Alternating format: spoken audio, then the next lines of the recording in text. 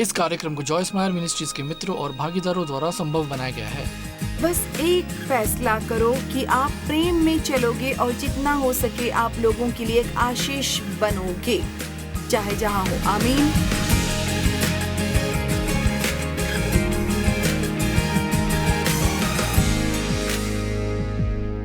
कुरिन्थियों 3:18 परंतु जब हम सबके उघाड़े चेहरे से प्रभु का प्रताप इस प्रकार प्रकट होता है, मतलब पूरी तरह से बदलना, जिस प्रकार दर्पण में,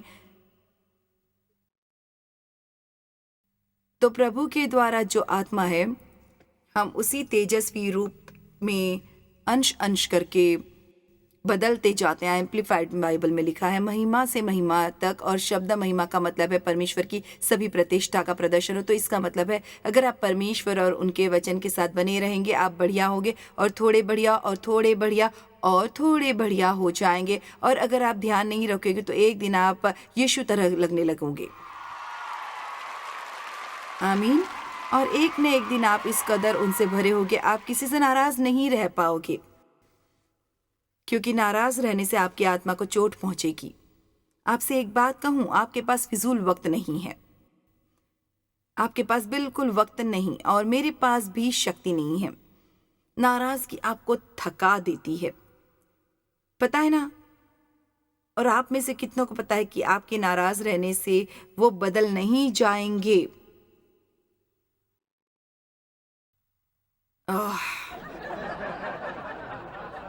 रोमियो 18:12 में, और इस संसार के सदृश बनो परंतु तुम्हारी बुद्धि के नए हो जाने से पूरी तरह बदलना, तुम्हारा चाल चलन भी बदलता जाए।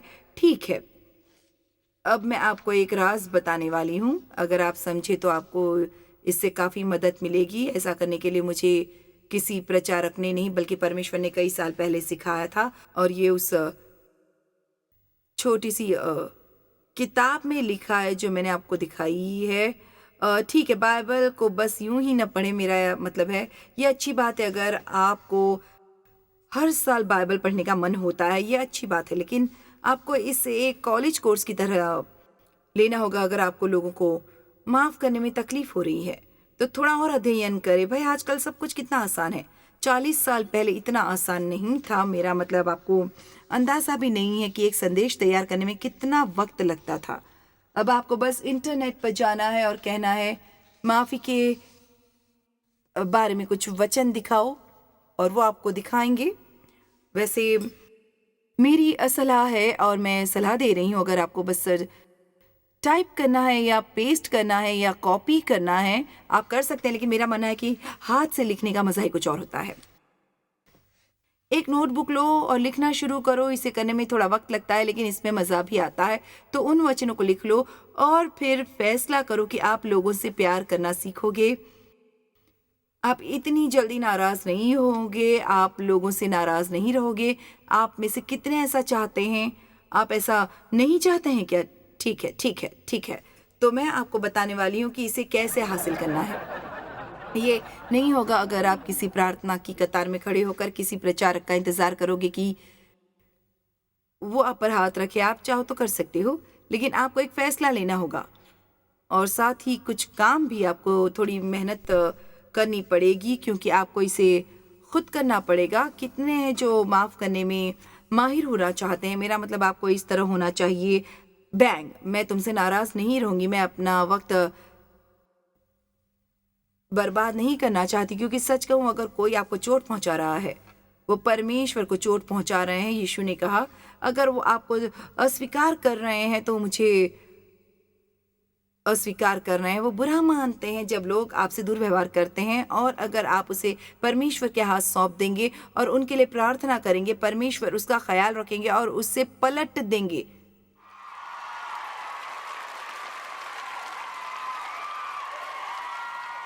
यशायाह 61 कहता है तुम्हारी नाम धराई की संति दूना भाग मिलेगा।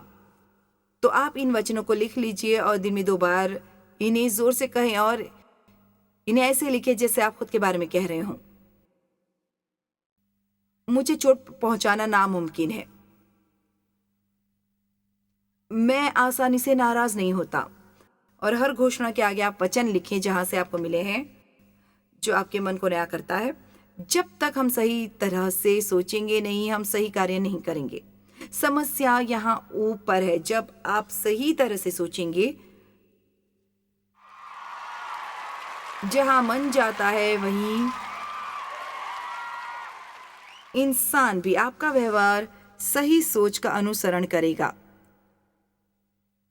लेकिन साथ ही गलत सोच का भी। इसलिए अगर आप पूरे दिन बैठे रहेंगे और सोचेंगे कि उस इंसान ने आपके साथ क्या किया, ये नाइंसाफी है, और फिर आप उस हर इंसान से चुगली करेंगे जिससे आप कर सकते हैं, मैं आपको बता दूं, आपकी नफरत कम नहीं होने वाली है।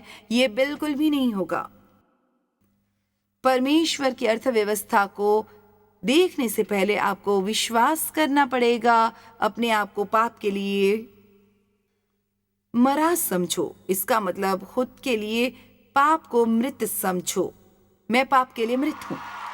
अगर आज मैं आपको ये बात समझा सकूं तो मैं आपको एक महान राज दे पाऊंगी कि आप अपने जीवन में पाप पर जीत कैसे हासिल कर सकते हैं। पता है, अगर आपको खाने की समस्या है, दिन 20 बार ये मत कहते रहिए मुझे खाने की समस्या है, मुझे खाने की समस्या है। आप जिससे भी मिले, मुझे खाने की समस्या है, जबकि आपको ये कहना चाहिए कि मुझे खाने की समस्या बिल्कुल भी नहीं है।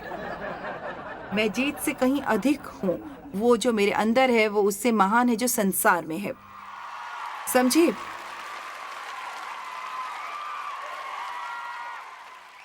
अब शायद आपको इसे 6 महीने या 1 साल तक करना पड़े, लेकिन किसे परवाह है। कम से कम आप सही दिशा में जा रहे हैं। आप उसी जगह पर फंसे हुए नहीं हैं।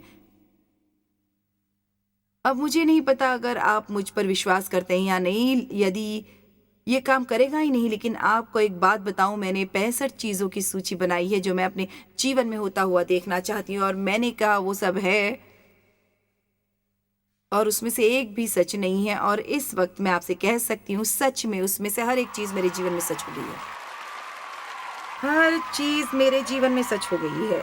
उनमें से हर एक चीज़। आपको अपनी सोच को बदलना होगा, क्योंकि जो आपके दिल में है वो आपके मुंह से बाहर आता है, और जीभ के वश में जीवन और मृत्यु दोनों होते हैं। इसे साथ में जोड़ना इतना मुश्किल नहीं है। बाइबल में ये नहीं लिखा है कि पहाड़ के बारे में बात मत करो। इसमें लिखा है इस पहाड़ से कह सकोगे। अब मैं किसी ऐसे इंसान से बात करूंगी जो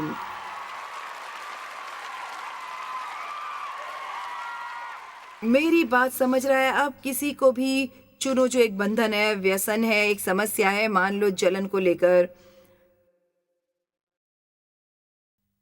आपको एक समस्या है, या आपको ईर्ष्या से समस्या है, या अभिमान, या जो भी ऐसी कितनी समस्याएं, हम उन सबको गिन नहीं सकते। लेकिन आपकी जो भी समस्या है, उस समस्या के लिए वचन को दवाई की तरह लेना। अगर मुझे सर दर्द है तो मैं सिर पर बैंडेज नहीं लगाऊंगी। अगर मेरा हाथ कट जाए तो मैं उस पर एस्प्रिन नहीं डालूंगी। हमें इतनी अकल तो है कि शारीरिक बीमारियों के लिए कौन सी दवाई लेनी चाहिए। वैसे परमेश्वर का वचन दवाई है, आपकी आत्मा की दवाई, और रिफिल मुफ्त है। रिफिल्स बिल्कुल मुफ्त हैं। रिफिल्स पर कोई लिमिट नहीं है। डॉक्टर यीशु कहते हैं जब तक आप पूरी तरह से ठीक ना हो जाए, रिफिल करते रहिए। समझिए दोस्तों, पर मैं आपको एक बात बता दूं, आप आलसी होकर विजयी नहीं हो सकते।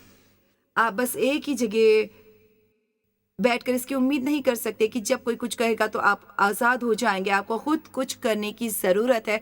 आपको उसमें कुछ मेहनत और प्रयास डालने की ज़रूरत है। आपको खुद मेहनत करनी होगी और आपको खुद आगे बढ़ना होगा। आपको प्रयास करने की ज़रूरत है। जिस नाप से तुम नापते हो उसी से तुम्हारे लिए भी नापा जाएगा और तुमको अधिक दिया जाएगा। प्यार दयालु है। वाओ, ये बहुत ही ज़रूरी है। दयालु। इफिसियों 4:32, एक दूसरे पर कृपाल और करुणामय हो। मुझे वो वचन पसंद है जिसमें लिखा है, और यीशु करुणा से प्रेरित हुए जब आप में करुणा होती है, आप प्रेरित होते हैं। ये तरस नहीं है, आप किसी पर तरस खाकर उनके लिए कुछ नहीं कर सकते, लेकिन अगर आप के अंदर सच्ची करुणा है जिसमें प्यार भरा है तो आप किसी की भी मदद करने को प्रेरित होंगे, आप इसके लिए बलिदान भी करेंगे। आप दया के बारे में अलग अलग कहानियां सुनते हैं। आप में से कितने हैं जिन्होंने इस तरह की कहानियों को चुना है, सुना है? मुझे पसंद है, मुझे ऐसी चीजें करना पसंद है।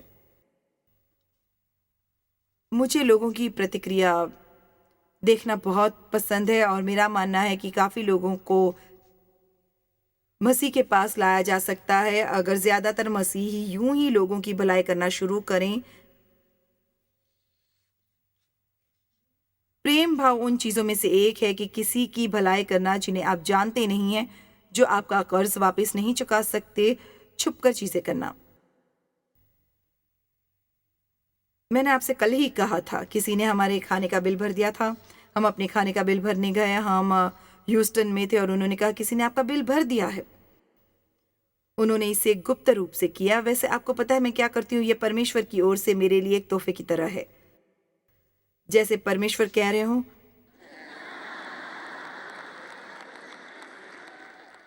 कोई नहीं, मैं तुम्हारा ख्याल रखूंगा। उनका तरीका है यह जताने के लिए कि वो मेरे लिए हाजिर हैं। आप कहोगे वैसे क्यों नहीं लोग आपके खाने का बिल भरेंगे, आप मशहूर हो। नहीं, दरअसल मैं उन लोगों के खाने का बिल भरती हूँ जिन्हें मैं जानती तक नहीं हूँ और उन्हें पता नहीं चलता। कभी कभी मैं किसी जवान जोड़े को 4 या 5 बच्चों के साथ खाते हुए देखती हूँ और मुझे याद है डेव और मैं, हम साल में सिर्फ एक ही बार बाहर खाना खाने जाते थे। शायद आपको भूलना नहीं चाहिए आप किस दौर से गुजरे थे और उन लोगों की मदद करना शुरू करें जिनकी हालत आप जैसी थी। आमीन।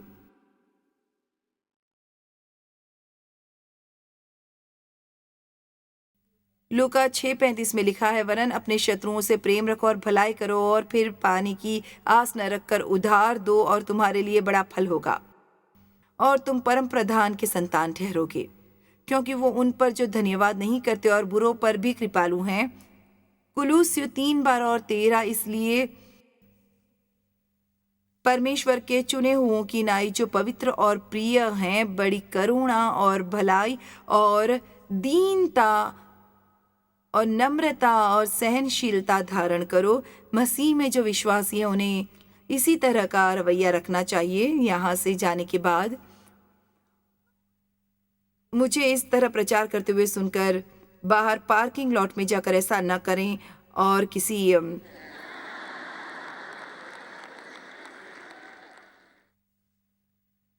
किसी को बुरा भला बोलना शुरू करें।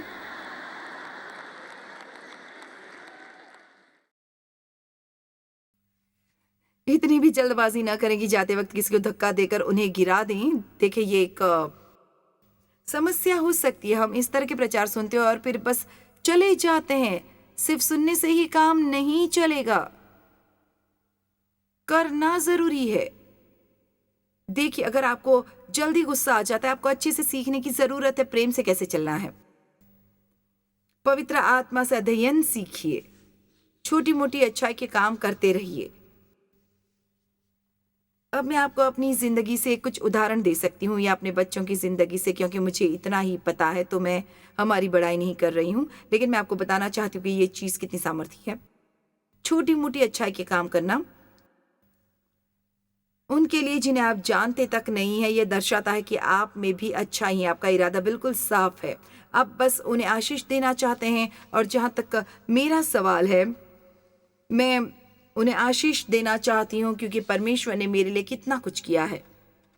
मेरा मतलब मैं आपको बता भी नहीं सकती। तो मैंने ये कहानियाँ कई बार आपको सुनाई हैं। अब मुझे याद नहीं है कि मैंने उन्हें यहाँ बोला है या आपने इसे टीवी पर देखा है, लेकिन ये काफ़ी अच्छी कहानियाँ हैं। तो पता है, हमें लोगों के प्रति कई धारणाएं होती हैं और इसलिए हमें उन लोगों के साथ रहना पसंद नहीं है जो हमारी तरह नहीं है। और आजकल के कुछ नौजवान हमारी तरह बिल्कुल नहीं है। पता है, वो बस उनके बालों में 5 अलग तरह के रंग होते हैं और उनके शरीर में कई भेदक होते हैं और हर जगह टैटूज होते हैं और वो काली लिपस्टिक लगाते हैं और पता है जो भी हो। और इसलिए अगर आप एक धर्मी मसीही हैं तो भाई आप गए काम से। मेरा मतलब धर्मी लोग इस दुनिया के सबसे बुरे लोगों में से एक हैं, वो फरीसी की तरह हैं। आप कुछ भी सही नहीं कर सकते, वो कोई ना कोई गलती ढूंढ ही लेंगे। तो मैं स्टारबक्स में थी और मुझे कॉफ़ी का एक और प्याला चाहिए था क्योंकि मुझे कॉफ़ी बेहद पसंद है। मुझे अपनी पसंद की कॉफ़ी चाहिए या फिर बिल्कुल नहीं। और उस औरत ने कहा, ओ मैं आपको कॉफ़ी इस नई मशीन से बनाकर देती हूँ। और मैंने कहा मुझे उस तरह की कॉफ़ी पसंद नहीं, वो बहुत ही स्ट्रॉन्ग होती है। उसने कहा नहीं, मैं खुद आपके लिए बनाऊंगी। उसने कहा और अगर आपको पसंद नहीं आए तो मैं आपके लिए कुछ और बना दूंगी। वैसे उसके बाल हवा में इस कदर लहरा रहे थे और उसमें हर तरह के रंग थे और आमतौर पर मैं उन तरह के इंसानों के साथ नहीं रहती। लेकिन अब धीरे धीरे मुझे समझ आने लगा है कि सिर्फ इसलिए कि वो मेरी तरह नहीं है इसका मतलब ये नहीं कि परमेश्वर उनसे प्रेम नहीं करते। क्या आपने मुझे सुना? सिर्फ इसलिए क्योंकि वो आपकी तरह नहीं है। और आप में से कुछ लोग टैटू को लेकर चिंतित हैं। पता है पुराने नियम में बाइबल में लिखा है कि लोग अपने शरीर पर टैटू करते थे, मैं परमेश्वर का हूं।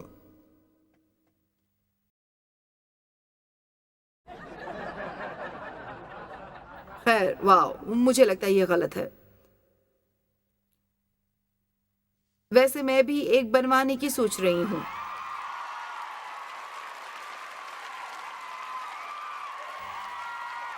और मैं सिर्फ इसलिए कर रही हूँ ताकि शैतान और धार्मिक लोग गुस्से में आग बबूला हो जाएं।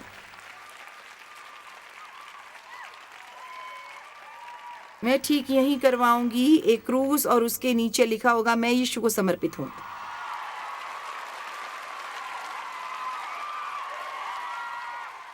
और मुझे चिट्ठी लिखकर ये मत कहना कि मैंने कितना गलत किया है क्योंकि मुझे आपसे इजाजत लेने की कोई जरूरत नहीं।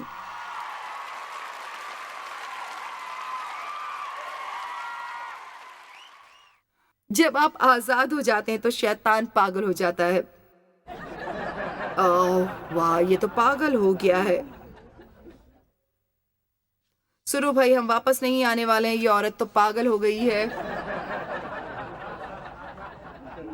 क्या आप यकीन करेंगे मैं 78 साल की हूं और टैटू लगवाऊंगी।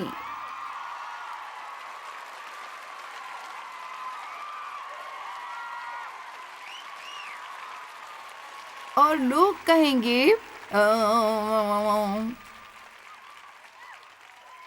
बहरहाल इस लड़की के शरीर पर कई सारे टैटूज थे, उसकी जुबान पर भेदक थे, उसकी पलकों पर भेदक थे। और देखिए उसने कहा ओ हाँ, मुझे ये कॉफ़ी पॉट पसंद है। उसने कहा आप इसे कभी भी कहीं भी इस्तेमाल कर सकते हैं। उसने कहा मैं कुछ पैसे बचाऊंगी और अपने लिए ख़रीद दूंगी, उसे करने में मुझे थोड़ा वक्त लगेगा। खैर उसकी कीमत $100 की थी। तो मेरे लिए कॉफ़ी बनाई और पता है वो बहुत अच्छी थी। और फिर मैं वहाँ से जाने लगी और मुझे एहसास हुआ कि मैं एक मौका गंवा रही हूँ और मुझे लगा जैसे परमेश्वर ने मुझसे कहा वो कॉफ़ी पॉट उसे खरीद कर दो। ठीक है, अब ध्यान से सुनिए। ये काफ़ी अजीब लगता है जब आप किसी को जानते नहीं हैं और उससे जाकर कहते हैं मैं तुम्हें ये कॉफ़ी पॉट खरीद कर देना चाहती हूँ और वो भी आज ही।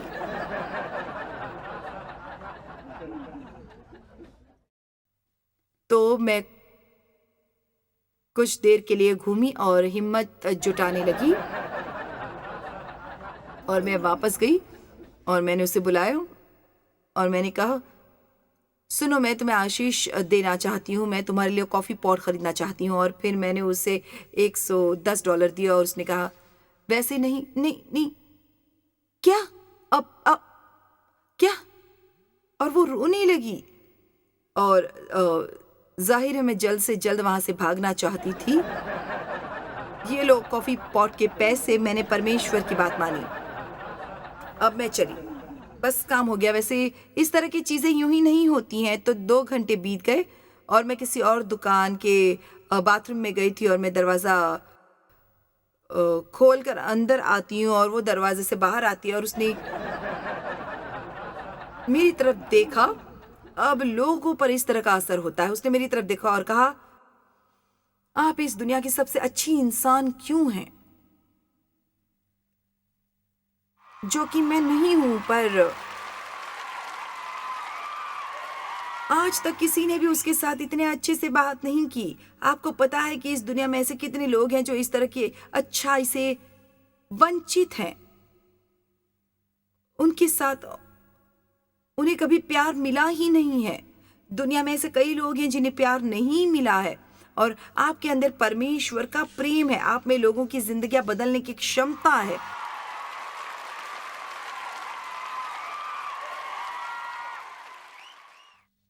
और तो मैंने कहा, खैर पता है क्या मैंने कहा, परमेश्वर मुझसे बहुत अच्छे रहे हैं और तुम्हें देखकर लगा कि तुम्हें भी आशीष की ज़रूरत है और इसलिए मैंने तुम्हें आशीष दी। और उसने कहा, खैर आपसे सच कहूँ, जो ऊपर बैठा है, मैं उससे थोड़ी नाराज़ हूँ। मुझे पसंद है जब लोग परमेश्वर की इस तरह से बात करते हैं। मुझे उन्हें कहने का मन करता है कि वो उन्हें बिल्कुल नहीं जानते। उसने कहा, मेरी माँ कैंसर में गुजर गई, तब से मुझसे नाराज़ हूँ। लेकिन उसने कहा, इसके बाद मैं अपना इरादा बदलने वाली हूँ। अब उसका उद्धार उसी समय नहीं हुआ, लेकिन उसकी ज़िंदगी में इसका असर यकीनन हुआ। एक और कहानी, अगर मैं इस तरह की अच्छी कहानियाँ सुनाऊँ तो आप कुछ देर और रुकेंगे। एक और कहानी, मेरे बेटा अपनी जीन्स का भुगतान करने के लिए कतार में खड़ा था। देखो, आप अपने बच्चों को ये सब सिखा सकते हो। और उसके सामने एक जवान लड़का था जिसने एक जोड़ी जीन्स को अलग रखा था। खैर मेरे बेटे ने बिल्कुल वक्त ज़ाया नहीं किया। उसने बस कहा, मैं ये जीन्स के पैसे दूंगा। उसे दे दो, हमें भी इस तरह की चीज़ें करनी चाहिए। मुझे याद है पहले मैं भी ऐसा ही किया करती थी। अब मुझे ऐसा करने की ज़रूरत नहीं, अब मैं उसके पैसे दे सकती हूँ। आमीन।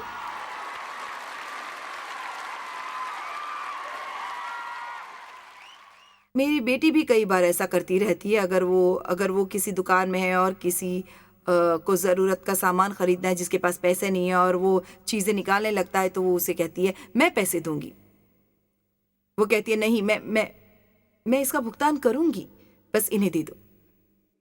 क्या लगता है परमेश्वर आपको आशीषित क्यों करते हैं? वो आपको आशीषित करने के लिए आशीष नहीं करते। वो आपको आशीष देते ताकि आप दूसरों के लिए आशीष बन सकें।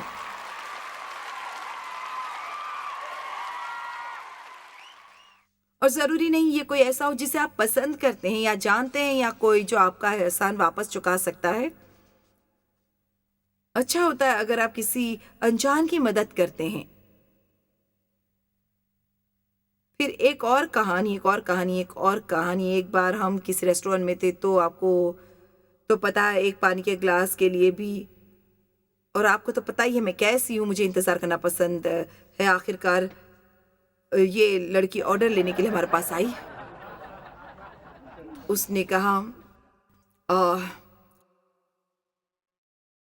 माफ़ करना, आपको इतनी देर तक इंतज़ार करना पड़ा। उसने कहा, हमारे यहाँ कर्मचारियों की बहुत ज़्यादा कमी है। और उसने कहा, मैं 14 घंटे काम कर रही हूँ और पता है मैं थक चुकी हूँ। उसे पसीना छूट रहा था, सच में वो बहुत थकी हुई थी।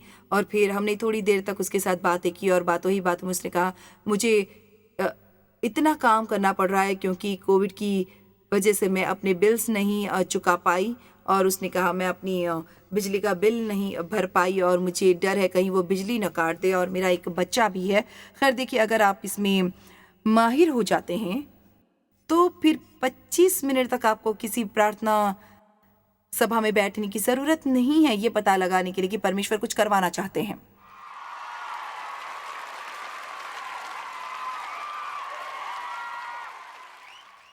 तो टिप में हमने उसे $100 दिए, पर नहीं, परमेश्वर इससे खुश नहीं थे।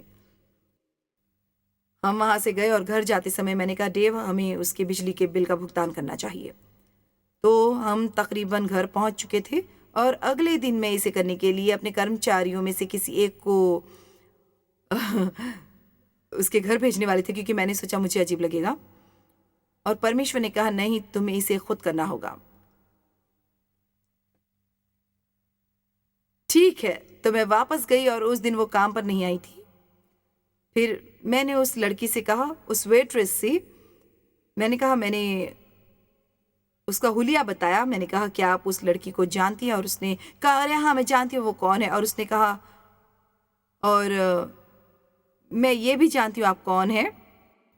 और मैंने कहा ठीक है, मुझे तुम्हारी मदद की ज़रूरत है। कल वो मुझसे कह रही थी कि बिजली के बिल का भुगतान नहीं करने की वजह से उसकी बिजली कटने वाली है और मैं उसका भुगतान करना चाहती हूँ कि आप उसे ये ईमेल एड्रेस दे सकते हैं। और मैंने उसे अपनी बेटी का ईमेल एड्रेस दिया और मैंने कहा उससे कहना अगर वो अपनी बिजली का बिल मेरी बेटी को भेजेगी तो हम उसका भुगतान कर देंगे। खैर उसने किया और हमने भी, और उस दिन के बाद से मैं उससे नहीं मिली। लेकिन एक चीज़ मैं आपको बताना चाहूँगी, वो औरत जो मुझे उस दिन मिली उससे पता है मैं कोई ढोंगी नहीं हूँ, क्योंकि मैं उस चीज़ का प्रचार नहीं करती जो मुझे पसंद नहीं है। अब मैं ये जताने की कोशिश नहीं कर रही ओ मैं कितनी अच्छी हूँ, क्योंकि पता है 40 साल पहले मैं ये कैसे थी। मुझे ऐसा लगता था कि परमेश्वर चाहते थे कि मैं वो $10 किसी को दूं और मैं नहीं देना चाहती थी। मेरा मतलब अगर ये सच में आप है, पता हम चाहते हैं कि स्वर्गदूत प्रकट हों और 3 भविष्यवाणियां और 4 पुष्टियां $5 देने के लिए। अगर सच में ये आप है तो मैं करूंगी। और पता है परमेश्वर ने क्या कहा, भले ही ये मैं नहीं हूं, अगर तुम किसी को आशीष दोगी तो मैं नाराज नहीं होऊंगा। देखिए, किसी को आशीष देने के लिए आपको प्रार्थना सभा में जाने की जरूरत नहीं है। बस एक फैसला करें कि आप प्रेम में चलेंगे और देखना आप कितनों के लिए आशीष बन सकेंगे। काफी लोगों के लिए, बहुत से लोगों के लिए आप एक आशीष साबित हो सकते हैं। आमीन।